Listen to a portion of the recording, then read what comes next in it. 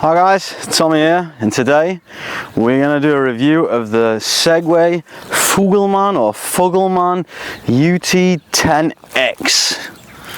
What the hell is that? But another thing you're probably thinking is Segway, isn't that those sort of funny little two-wheel things what Asian businessmen sort of drive about in New York and Beijing? And well, yeah, whatever happened to them? And I'm going to be honest with you, I do not know. It could be. It could well be the same company. I'm pretty sure it has to be the same company. Anyway, I was given the pleasure of trying this thing out, and I did. We've literally put it to the test in ridiculous rally circumstances. We've worked it, and I've done a week-long expedition in it. So we've put this thing literally to its test in every situation possible. A good friend of mine who's a very successful motocross rider rallied this along with me. The only difference is when he drove, I actually shit myself 4.5 times. Thanks, Tom. Shit is certainly going down here in the small. Yeah. More on that later. To work it, we towed a boat to the lake and we slipped the boat in the lake, you know, just to test the usability and the pulling capacity of it.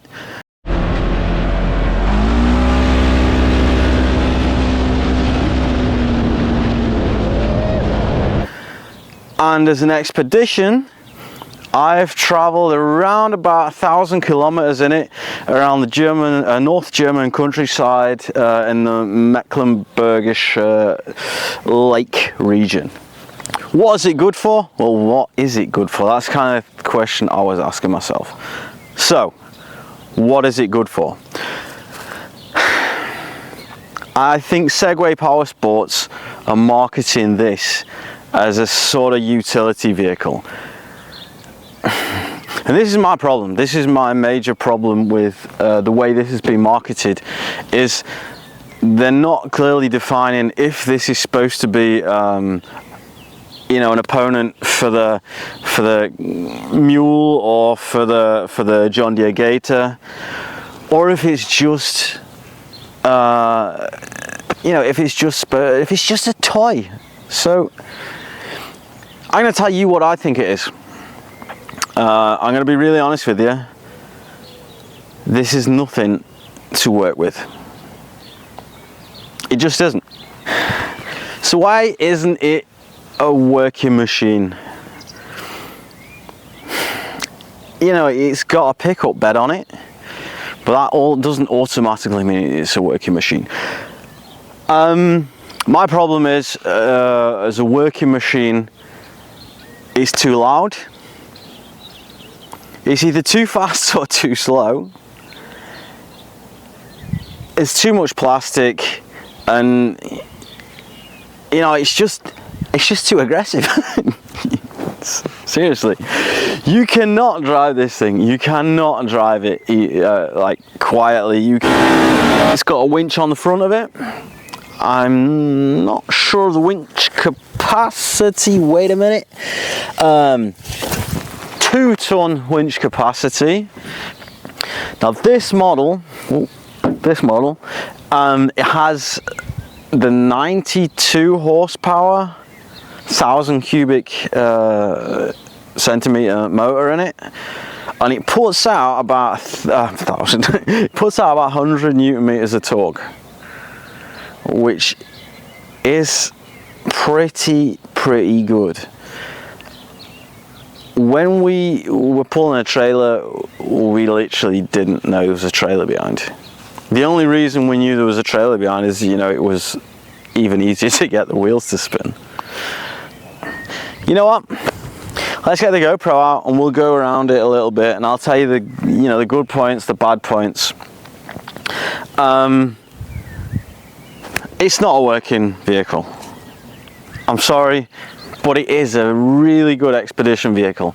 It's not perfect, but it is really good. Where we had the most fun and I'm not gonna lie, is ripping the shit out of this thing in the woods. We ripped it. Or I ripped it a bit, and then Alex literally, like, he blew the nuts off this thing, and his own nuts, and my nuts, and anybody else's nuts. Any nuts that came in the near to us just got exploded. We were going sideways through the forest on 2 wheels, and you know, wheels were spinning at 70 kilometers an hour, and this thing did not miss a beat. Literally did not miss a beat. I don't know. I would say it is the most fun I've had with my clothes on, and yeah, that, you know, my mate got out of it, and he's used to driving competitive motocross. He was like, whoa, that thing's sick, that thing is dangerous. So why, if it's not a working vehicle and it drives a bit like a quad, why buy this instead of a quad? Well, you know, it's a hard question. I really love quads. I don't own a quad, and Segway Power Sports also make a quad. I think a 570 600 cubic centimeter motor, and I would love to try that. So Segway, if you guys are watching and you'd like to sponsor a video, then give us a call. Why drive this, or why buy this instead of a quad? Well, basically, you've just got the comforts of a pickup in small and fun. So, if you're wondering what a Segway is, now you know what a Segway is. It's not missed a beat. It did everything it was supposed to do, and I've just had so much fun. Would I buy it? Yes, I'm thinking about trying to find a way of buying it, because I just love it, you know. I can chuck my dog in, and go fishing and have fun on the way, or I can chuck a few mates in and yeah, have a lot of fun. Should you guys buy one? Yeah, everybody, I think everybody should have one. I literally think every human should have one. So, hang on. Crazy hair. Well overdue hairdresser appointment, but don't worry, for you guys it'll do. Let's stop beating around the bush, and we'll get a bit of a closer look at, you know, the cool things and the crap things. So now the optics of the Segway,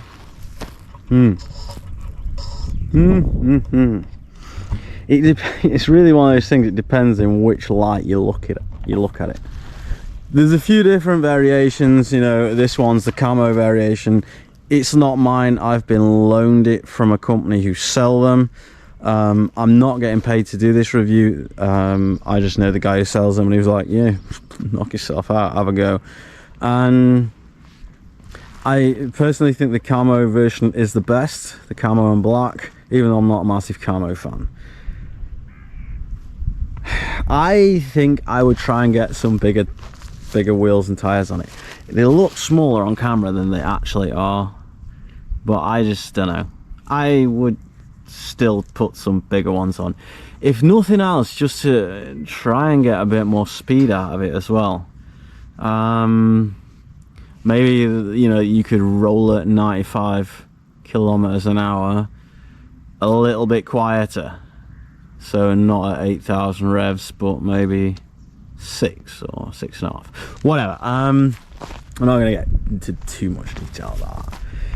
So, you know, sometimes it looks cool, sometimes it looks crap. As you can see, the pickup bed is, well, it's not the biggest, but I can assure you I had no problems on my own with the dog. You've got anchor points down here, and you know, they even sway. So the maximum amount of weight that you can put on here is 350 kilos. and the maximum amount of weight that you're allowed to put on the tailgate here is 90 kilos. So that means you're not allowed to carry any fat birds to the hunt.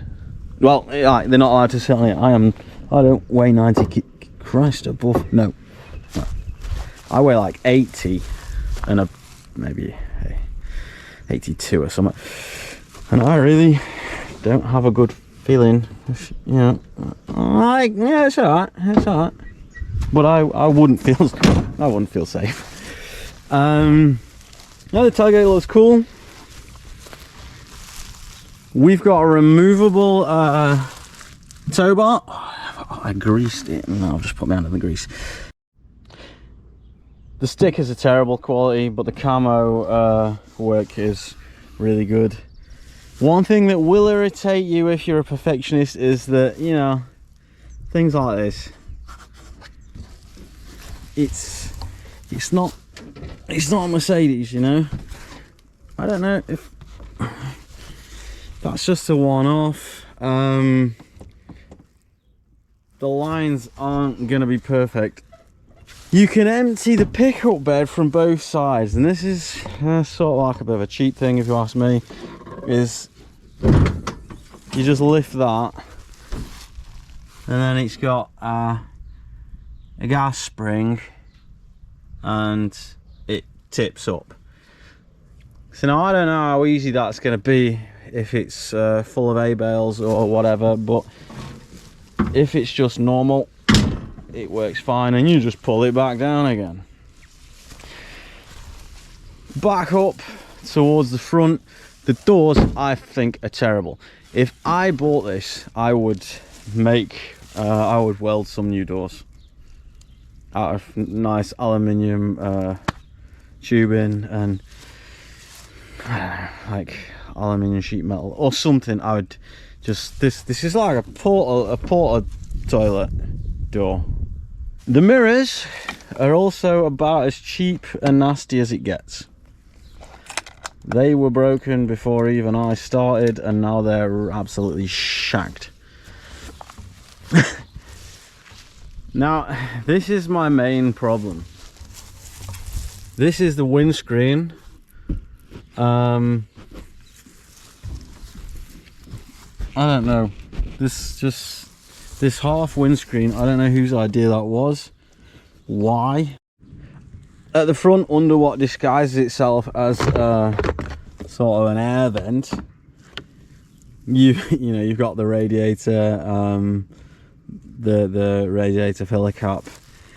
You got the fuses and all the rest of it. Basically, nothing that gets delivered with fresh air.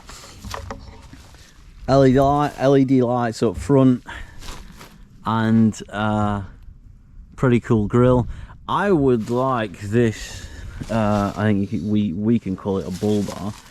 I would like this bull bar to be extended up here, up underneath the lights. It's got no internal mirror. The internal mirror is also very cheap. You can buy one. I think it costs about 25 euros. And what this hasn't got is a snorkel. You can get a snorkel kit so that you can do it a bit higher wading.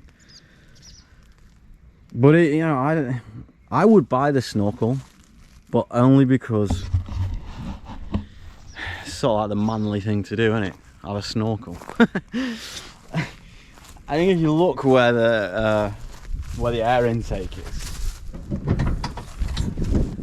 you know, I don't think you're going to be going up to water that's up here, because this thing's probably, you know, if you're going through a river, this thing's going to swim away. But get the snorkel, it's cool.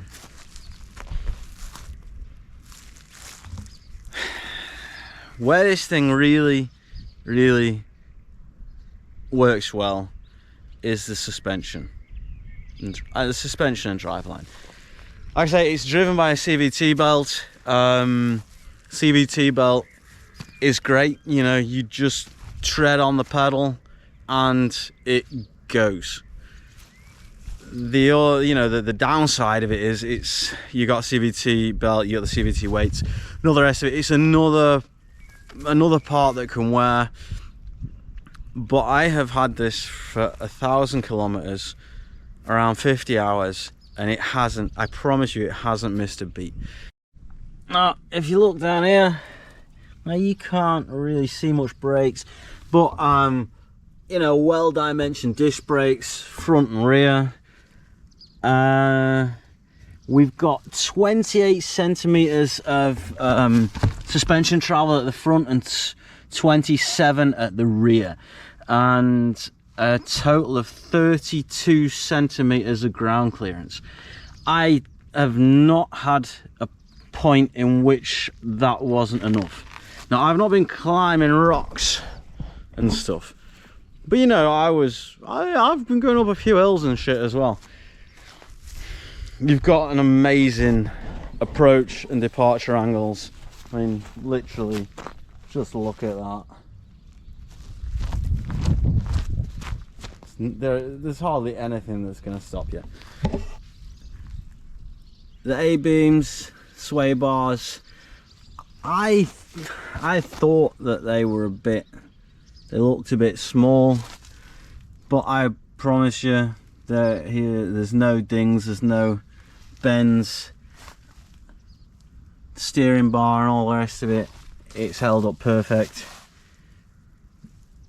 You can set the tension of the springs, and how you do that is you basically just turn this sort of collar at the bottom, and I think there's 10 or 8 or 10 positions.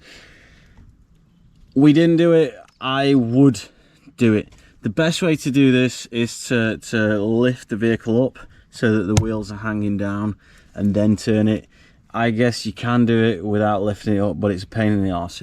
You get the key to turn them with it, but it's wank. So you're probably gonna have to buy your own. The rear suspension is adjustable just as the front is. Let's have a look inside. There's another, these doors, you can't just open the door here or here. You have to, you open up your portaloo, and this thing's dirty because I haven't had a chance to clean it yet. I've got to really clean it well before I give it back. The seats are comfortable, and the passenger seat is removable very quickly, as you can see. And underneath here, no idea what that is. Underneath here, which I think is really cool, we have this massive space down here. So if you wanted to hide anything, you could hide it in here. We've got the Bosch ECU, another ECU, and here we've got the battery. Yeah, like I say, great space to store something. You can get to the battery very easily. Very impressed with that. I'll put it all back together. So back up front, this is, like I say, this is where this thing is so much better than a quad. Is you've got a comfy seat, enough space for 3 people. You have storage all over the place. The only thing is, if you put anything down here, it's gone. The first, you touch the gas, it's gone. It's flying out there. You can't just touch the gas lightly. You've got to tread on it like buggery, and this thing flies. You've got a glove compartment. It's a bit flimsy, but it's big. You can put your stuff in there. We've got controls for the winch and a little tool bag in there. It's alright. It's not lockable. I think that would be a cool idea if that was lockable, so that if you do leave this thing on a car park, which I had to a lot of times, you could lock some of your lightly valuable things up.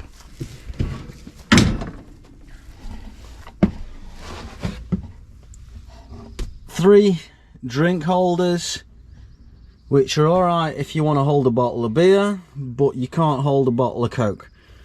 Maybe, just maybe, they could have thought about making those a bit bigger, or making one a bit bigger. I know, you can't have everything. There's another great thing about it. You've got 2 USB charging ports here. You have a 12 volt charging port or cigarette lighter down here, and you got a 12 volt 3-pin plug over here. You can adjust the height of the steering wheel to suit your driving position, and the steering wheel is lockable. Okay, we've got the version with the touchscreen controls. Now, I managed to connect my phone to this. There are, however, no speakers in here, so that's kind of weird. I don't know what Segway were thinking about when they did that. Maybe you only get the speakers if you got the full cab version.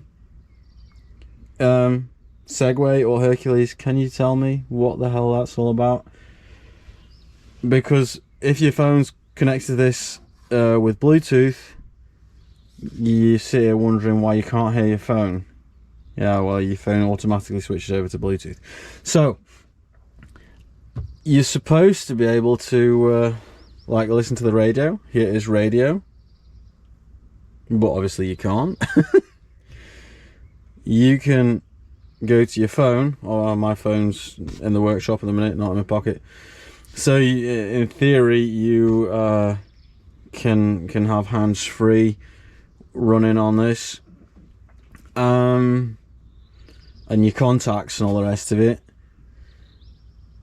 Mapping, and I think mapping only works if you have the app on your phone. Now, I didn't have the app on my phone.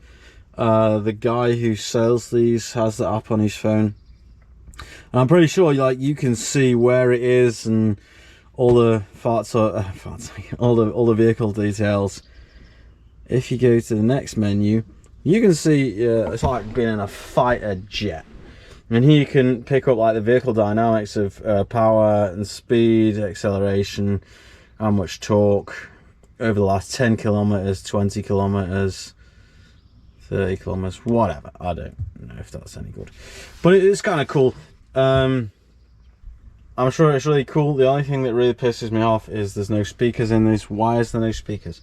I kind of imagined it's because this is the version that's sort of like an open cab. That's a bit pointless having speakers, but still, I'd like to listen to music if I'm driving slowly or if I'm parked in a car park. So yeah, this is your drive lever. Down at the bottom, park. Then we've got reverse, neutral, high, low. I didn't need low, except for when I was slipping the boat.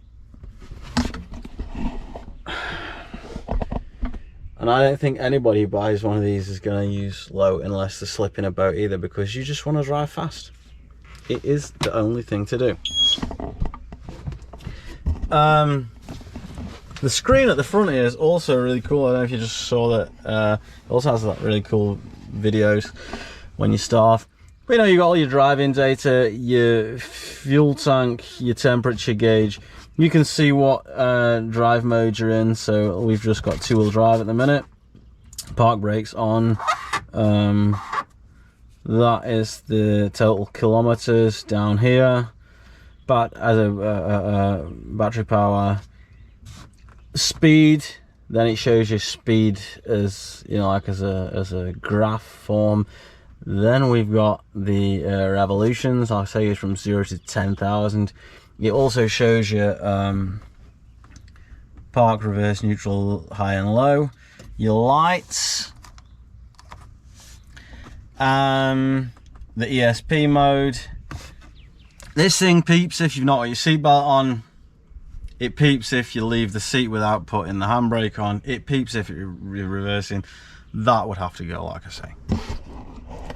Something that I really do dislike is your the control for the lights and indicators. Your main beam lights, let's see, are not so lights are off, your park lights or your stand lights, then your lights are on. And it's not like a car where you either pull it towards you or push it forward to have your high beam on. No, you turn it a bit, another notch. And the thing is it very often you might forget and turn it the wrong way, and all of a sudden your lights go out. And if you don't turn it quick enough, you sort of like got this pause between like light modes, so your lights go out for a very short period of time. That's terrible. Another terrible thing is your indicator. Actually, every time I've indicated, I forgot that my indicator's on. It does show you here on the dashboard, but it's so small you won't pay any attention. It doesn't beep, it doesn't make a click click click click click, and it doesn't go off automatically. So that is something I'm sorry, but that really needs to change. That, for me, that's a safety issue when you're on the road. Down here we've got the controls for four-wheel drive. Very easy, you just push the button, it makes a funny noise, and you're now in four-wheel drive, as we can see here. And if you want to lock the front axle, you have to have it in four-wheel drive so that you can flick this over, and then you push that button, and then you can see your front axle's locked.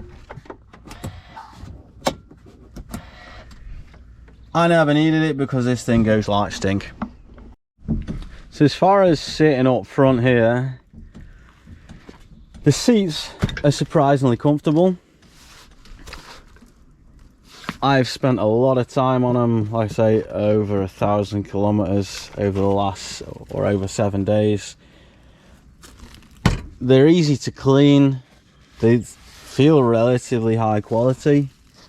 The dashboard is also relatively easy to clean. It is a bit cheap, but you know, it's not a Mercedes-Benz, you know. No, I would really love it. I'm also not sure if Segway do anything or have an option, but to have like a cover for this. And the best thing would be a hard cover that sort of folds up and locks. That would be amazing, so that you can park it up and lock. I know if somebody wants to break in, they'll break in, but if they just steal your fishing stuff and your tent in the back and they're walking by, imagine being like 500 miles from home, you just getting some worms to go fishing, and some little dickhead is just walking past and goes, I'm having his tent. Another thing worth noticing, which is a kind of cool trick, is you got these splitters here, so you could put like a board in between, or maybe from front to back, so you can split the load bay, which I think is kind of cool touch. One of my major gripes, and something that really annoyed me, and this is very poor, is when you're sat on here and you drive for any period of time longer than 3 minutes, all the heat from the exhaust comes underneath the seat and it will burn your legs. I like to wear shorts in summer. I'm a mechanic, you know, but I still like to wear shorts, and you know, it will burn your legs. It's red hot. So that's something that sort of worries me. I don't think it's dangerous, just it's unbelievably uncomfortable, and everybody who drove it has said it's loud and it's hot. It's cool, but it's loud and it's hot. I hope Segway have got a fix for that. I've read a service information and I'm not sure if this has received the service information or the service update. I think it has, but I would have to find a way of you know, you got heat protectors, but I kind of think down the back here, I'm pretty sure that down there it literally just pulls the air into the cab. That's terrible. That is not acceptable at all. And while we're on the subject of loud and hot, another thing I would also try and do, or change I would make, is I would try and swap the exhaust up and just get it a bit quieter. It's just too loud. I would use it as an expedition vehicle. I want to use it as an expedition vehicle. I had so much fun using it as an expedition vehicle. But I think, you know, I would try and find a quieter exhaust. So now I'm trying to think if there's any details that I've forgotten about. Load capacity, I think, I don't know if I've said anything about that. You can pull almost 1,500 kilos, and load capacity of the vehicle itself is around, I think, 580 kilos. In the brochure it says you can put 450 kilos in the bed. In the bed itself it says you can put 350 kilos. I'm not sure what's right. The brochure says a maximum of 580 or 570 kilos load capacity, which is pretty good actually.